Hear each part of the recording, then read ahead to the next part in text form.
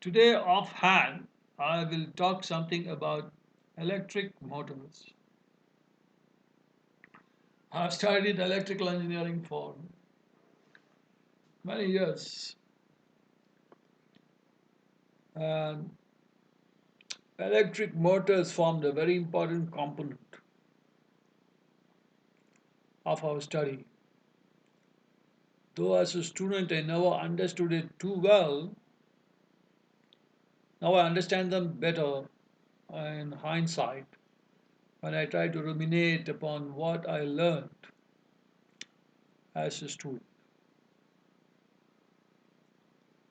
Whom with this will this video help? I think it would come to around half an hour or so. Anyone in the polytechnic or industrial training institutes or even in engineering colleges who are novices in this field and would like to start on some work or some study in this area would definitely find what I am speaking very interesting. Because you will get some basic idea about what these motors are all about. Now, the world is run by motors. A metro is run by motors. I don't know what kind of motor. Most probably, it is definitely a kind of DC motor. See, we are seeing the resuscitation or the revival of DC power in some form. And across the board, I have various kinds of devices that work with electric motors. Motor rewinding is a big skill and industry around the world. Factories have various kinds of motors. You cannot imagine a factory that does not have a motor.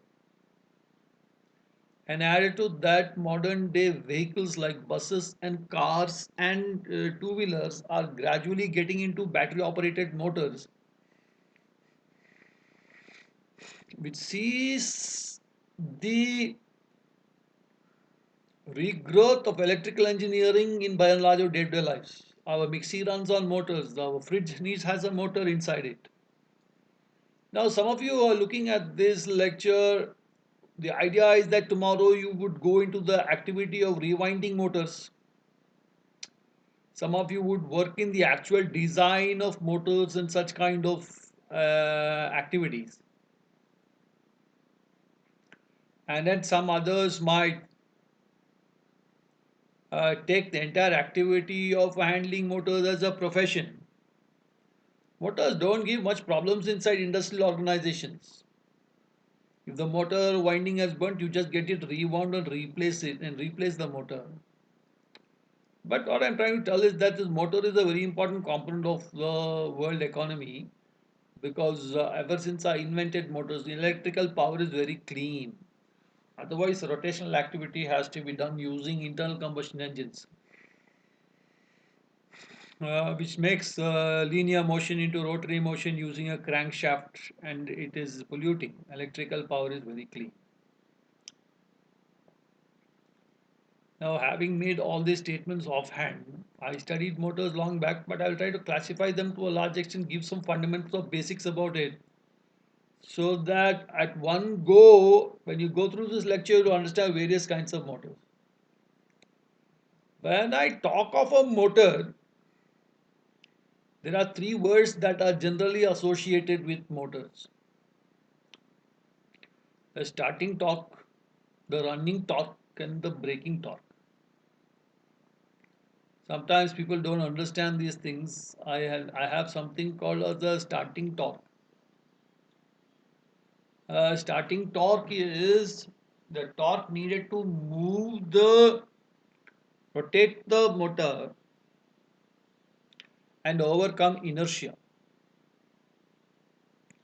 In cars and buses, I achieve this using gears. I put a large gear which gives a higher brake horsepower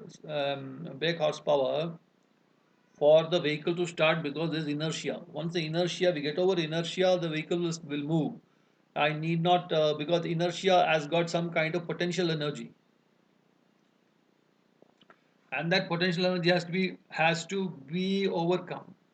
If I've got a motor connected to a load, that inertia will be much higher, and if I have to overcome it, the motor has to give an extra fillip or power so that the whole thing starts. So that is what is called a starting torque. All motors do not have the same kind of starting torque. Motor to motors vary in starting torque. One of the reasons why I use special kinds of different kinds of motors for different kinds of situations. I have got a running torque. Running torque is the torque that the motor creates when it is using the load, when the load is connected to it. That is the next step. Up to what load the motor can run, giving acceptable speed. The moment you load the motor, the speed goes down up to what is called as the braking torque. Braking torque means you put so much of load on it, the rotor begins to stop, the begins to stall. Now these are all certain aspects about motors: the starting torque, the running torque, and the braking torque. We normally never come to braking torque. That is why when you have a motor able to overload relay, if the load on the motor is high, the current will increase. When the current increases beyond a point, the relay will trip. There are various kinds such as relays. All motors in industry have got relays attached to it along with the power. It's a safety device. If the current taken is more, then the motor will trip. Now, having said these things, let us come. I'll come to all motors work largely by the principle of electromagnetism. If you take two magnets, light poles repel each other, opposite poles attract each other. In a rotating system, I am creating two kinds of like poles using electromagnetism, so that there is a repulsive force. The repulsive force is of a rotary nature within the motor, and the motor begins to run because the repulsive torque is given at various points along its circumference, and the whole motor begins to accelerate. But in what form this electromagnetism is created, please see some of the textbooks, some of the English textbooks. There's a nice book called Charles Siskin. See if you can get it from somewhere just to read. He has written Electrical Engineering like a story. And he has definitely explained the principle of DC motor, which I'm going to slowly come to, where he talks about how these repulsive forces are created. Now, having said all this, I will come very quickly to various classes of motors. If you ask me, there are two kinds of motors. One is a conduction motor, and other is an induction motor. If you ask me if you ask me very broadly, in conduction motors, I've got typically what's called as DC motors, direct current. Direct current does not create a variable electromagnetic field, it creates a steady electromagnetic field. Alternating currents create a variable electromagnetic field. Now, all kinds of DC motors come under conduction motors. I need to explain that further. Why do I use DC motors to a large extent? Because the DC series motor has got a very high starting torque. I think all our metro railway system around the world, I don't know, at least in India, around the world maybe, works on series motors, DC series motors. I just give is a DC of some 770 volts because the metro has to stop and start at every station. The starting torque becomes a very important aspect. That is why I use series motors. As I told you, from motor to motor, the starting torque, running torque, to braking torque factors are very different. That's why there's called the torque speed characteristic of motors, which is a very interesting thing. For every motor, that factor is different. But having classified these motors into two categories, basically, I've got conduction motors and I've got induction motors.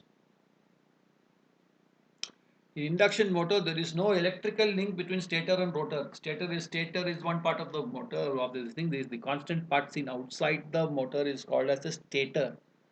Inside I've got a rotor. Between the rotor and stator there is always a clearance.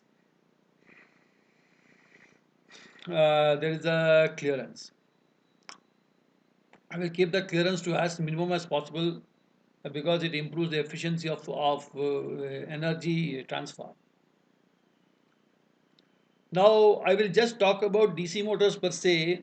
A DC motor, some of the components of DC motor are brushes and commutator. Commutator is a device that keeps the current unidirectional. Please read a slightly more about this, but please understand this word commutator. They've got a word called commutator and they've got brushes. I give direct current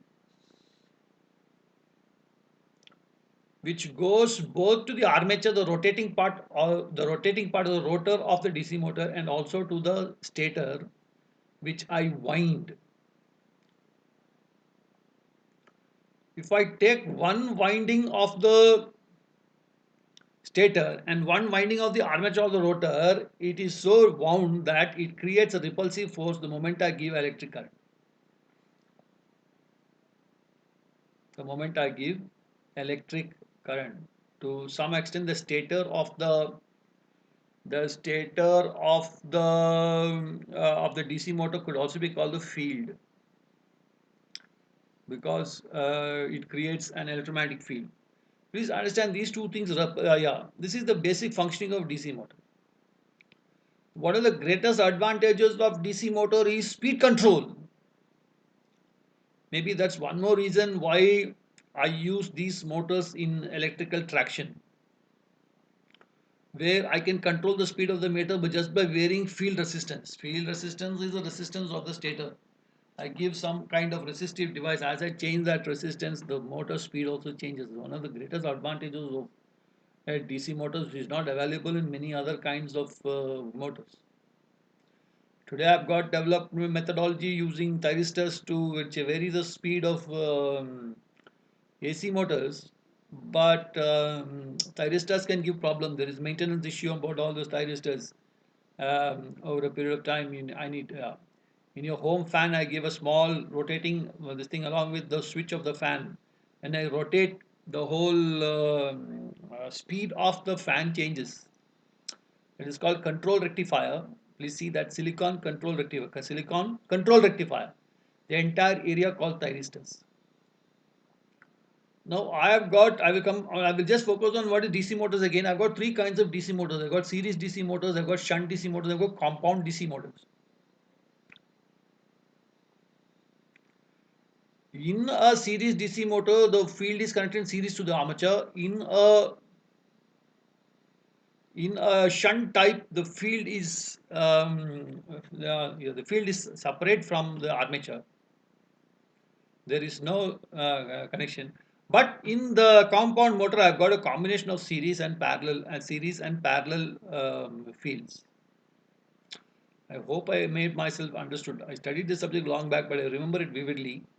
I've got series, shunt, and compound. Compound is a combination of both series and shunt kind of DC motors. The biggest advantage of DC series motor is that starting torque is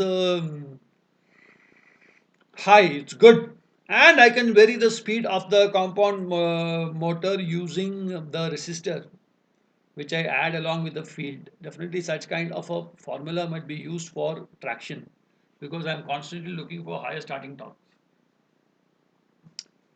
Now there are certain yeah, the torque slip can, now I'm sorry to use the word slip because slip does not come in DC motors, slip comes in induction motors, which you're going to look at further.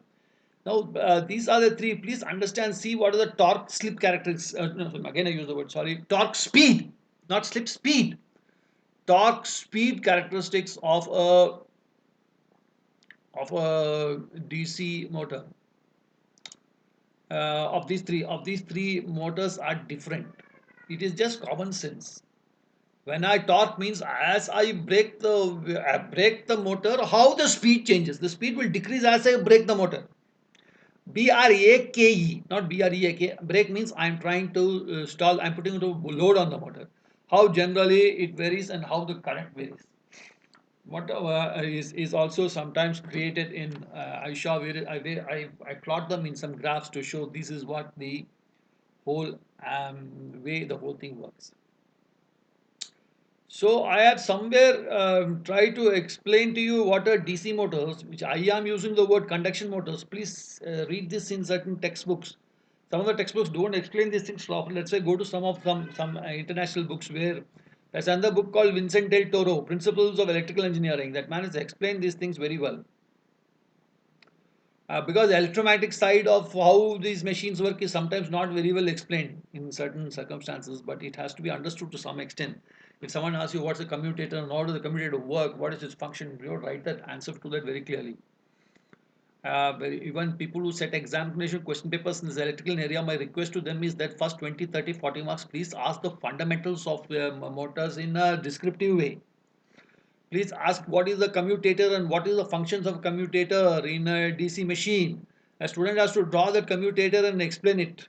The problem with our exam systems is that it starts with straight away with the numerical problem. That may not be the right way to study a subject like electrical engineering or any field of engineering. First 30, 40 marks, please ask the fundamentals of how does a DC motor work must be the first question. But that's not the way we set our these things. We sometimes go away from basics. It's not the right way to learn. I feel like engineering because there is a subjective side to it, and then give problems. Problems, of course, definitely drills the concept into you. It builds a big background into a person. But upfront, you must have an idea of how these things work. So, if you have, hopefully, I've done some justice to these three kinds of motors. The shunt DC motor is very good at speed control. The series motors gives me high starting torque, and a compound motor helps me in getting both of these to some extent. Now I'll come to something called as an AC motor or what I call as induction motor. There are two kinds of motors in this. Please understand that one is a synchronous motor, and other is called as an induction motor. There is a hybrid motor between both of these that work both on AC and DC called as universal motor. Small HP motors that you use in the drill bit in the drilling activity and all can work both on AC and DC. They are called as universal motors. That's another special class of motors. There also kindly do a reading on that. I am using that word to tell you that universal motors means works both on AC and DC. They are very often low HP motors working in used in some of these drilling machines and all that. But they're called universal motors. But before we go there, let's just talk about induction motors. One of the examples, according to me, of induction motors is a synchronous motor, which is the reverse of an alternator or a dynamo. In a dynamo, I have got poles and I rotate those poles, and the poles sweep electromagnetism on the three-phase coil on the stator, and the coil gives me three-phase power. This is how a dynamo works. And the reverse is a synchronous motor. Here, the problem is that both the stator and the rotor must be given electrical power. I have got some kind of pilot generators which are used to give electric power to the rotor. So this is a disadvantage of the system, but there are many users of synchronous motors because I think synchronous motors have got a very high braking torque. It is used in some heavy duty work. It's also used to increase power factor. Both these help an overcharged, overexcited synchronous motor is used in improving power factor. It improves the power factor of an electrical network. That means it reduces the component of magnetic power, and increases the usable form of electrical power, resistive power. With that, I will stop on the synchronous motor part because that is I have seen that we are used very rarely. But please understand that's the reverse of the dynamo. But there are certain situations where synchronous motors are used in industry, sometimes in very high HP category. The greatest invention of mankind is what is called as the induction motor. It's a fantastic concept in itself. People who have got some understanding of what is electrical engineering will know what is three phase. I have got what is called as three phase induction motors. Concept of three phase induction motors is a rotating magnetic field. That's a beautiful thing. Dr. P.S. Srinivasan used to teach this subject in REC Calicut, NIT Calicut. Early morning, he used to derive one day an expression how three-phase time displaced, space displaced winding creates a rotating magnetic field. Beautiful mathematical explanation, which the only thing I learned, maybe a major thing I learned in this college was that great man taught so well offhand without looking at any book. That man used to teach this. At the end of the this thing, x square plus y square is one, is which is the formula of a circle, was devised and made by him with exceptional insight. I salute that person for doing that. He has created a lifelong interest in induction machines for me. Okay. But in three phase, I've got three-phase induction motors and single-phase induction motors. Single-phase induction motors are used in many places you can see. But let us come to what is three-phase induction motors. As I told you, there is no conductive link between the stator and the rotor. Rotor is I've got there also. I've got two kinds: squirrel cage three-phase induction motors and slip ring induction three-phase induction motors. Squirrel cage, I just please see that the rotor is just made of certain bars. But in the stator, I've got three-phase windings, which are three-phase windings, obviously time displaced. Then I've got them space displaced too when I wind the stator. When I give three-phase power into such a system, it creates what is called as a rotating magnetic field. The speed of the field um, is sometimes called a synchronous speed, 120 F by P, 120 into frequency of the input power divided by number of poles. Or you can put F equals 120 bar P. I'm sorry, please understand really. N is 120 F by P. Synchronous speed is 120 into frequency divided by number of poles. Now, how many poles a three-phase induction motor generates can be calculated using this formula. 120 F by P. Now, please see this diagram, please see this formula somewhere, but this is what it is. Now, when I have when I have a rotating magnetic field, the rotating magnetic field induces the rotating magnetic field into the rotor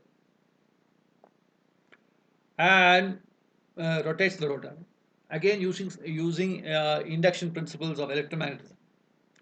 Those poles get charged with three phase time displaced current, and it pushes. It's actually three people pushing a number of poles that I have. Each of the poles gives a rotational force on the motor, creating rotation. Now, the problem with a squirrel cage three-phase induction motor is places where high starting torque is needed, that motor may or may not fit the bill. But it's a very good operating system most of the cases because running torque is very good. The beauty of one of these motors, if I understand, is that speed regulation. Even at slightly higher loads, the speed does not reduce to very large extent. It maintains that speed even at slightly higher loads. So it is a darling for many kinds of applications which you can see everywhere. In many places in industry, you use these three-phase induction motors, which are maybe of the squirrel cage type or of the slip ring type. Slip ring type of three-phase induction motors has a wound rotor, three-phase winding, again space displaced, and this winding with brushes runs on slip rings. The advantage of those motors is I can do speed control. Lack of speed control is one of the disadvantages, immediate disadvantage of three-phase squirrel cage induction motor. So when I go to that motor in the slip ring mode, I can use various resistance of the slip ring to get what is called as variable speeds of some kind. But please understand, there is one more thing. Slip ring induction motors give very good high starting torque.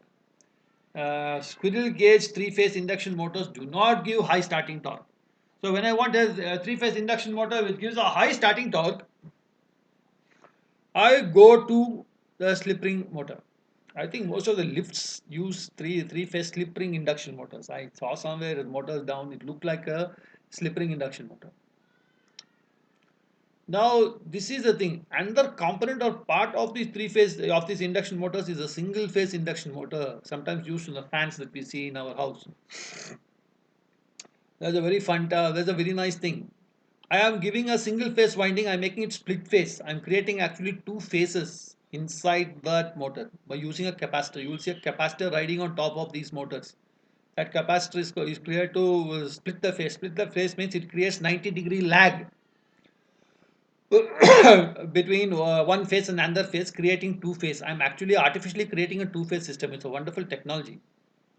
Without that capacitor, that vehicle, that motor won't start. I have got various kinds of single phase induction motors which are called as capacitor start, capacitor run, and I've got something called only capacitor start. After I start, I don't know how that works. Because the rotating magnetic field is necessarily an important component of any kind of induction motors as we see. But there might be some other technology. Once you start the motor will run. I need the capacitor only to start it. Once it starts, the motor continues to run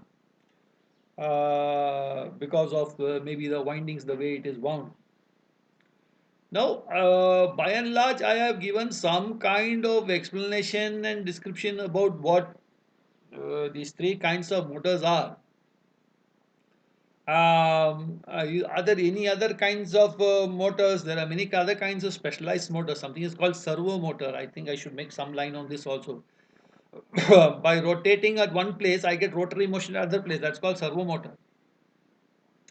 It is the armatures of these two motors are cascaded and combined. This is called cascading of motors. That means I am joining a couple of motors so that they all work together to take on certain higher loads. But servo motors are not used for taking loads. They are created to get rotating motion at remote places. Suppose there is a place I need rotating motion where I can have no access. Sometimes it is I'm told these servo motors are used in certain kinds of mines and all that, where I can control an equipment which is down, which is down into the in the pit using certain knobs and controls on the top. Servo motors. Here the armatures are connected to each other. When I rotate this motor, that motor also rotates. That motor, sometimes the rotation is manual rotation, may not be electrical rotation, or even I can have electrical rotation. When I rotate this motor on top, that motor also down also rotates. So that is also another class of motors called as servo motors.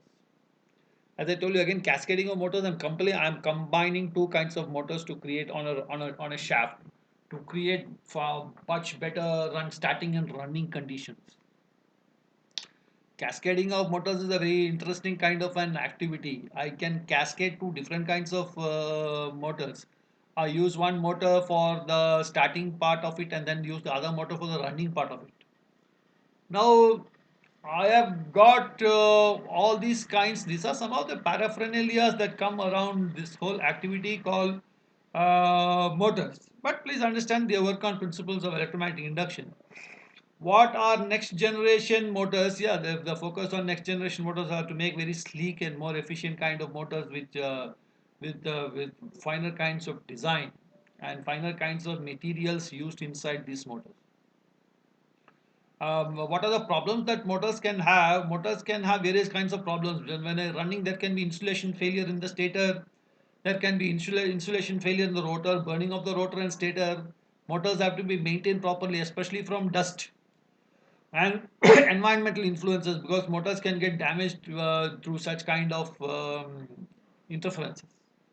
So when I come to maintaining motors, I must keep them closed. Otherwise, motors will start giving various forms of maintenance problems from time to time. Now I will sum up very soon. I've got three classes of motors. One is the DC motor, two classes, basically last two classes of motors. Or don't worry about the class conduction induction motors. Conduction motors, I have all DC motors become a conduction motors. In DC motors, I have got shunt motor, series motor, and compound motor. When I come to alternating current motors, or if you want to use the word induction motors, I've got a synchronous motor, which is the reverse of the dynamo or the alternator, where I need to give power both to the stator and the rotor externally. Then I've got what is called the induction motor, three-phase induction motor. There is no connection to the stator. It is not connection to the stator is only through electromagnetic induction. And I've got there two kinds, which is called as the squirrel gauge three-phase induction motor and slip ring induction motor. I also use the word called universal motors, small HP motors which run both on AC and DC. Starting torque requirements are not very high, running torque requirements very high. Then I spoke about the single phase induction motor, which uses a capacitor to start the motor by creating two phase. Inside it, the capacitor helps in creating 90-degree phase shift and creating two phase. That's how I've got what is called a single phase induction motor. And I also told about servo motors, where I use when I create rotation motion in one geographical location, rotation motion is created at another geographical location. Thank you for this, and please continue if you are interested in electrical, continue studying these things, and also you work in these areas. Working in these areas is most important because you will start picking up the ideas behind it very well. Thank you very much.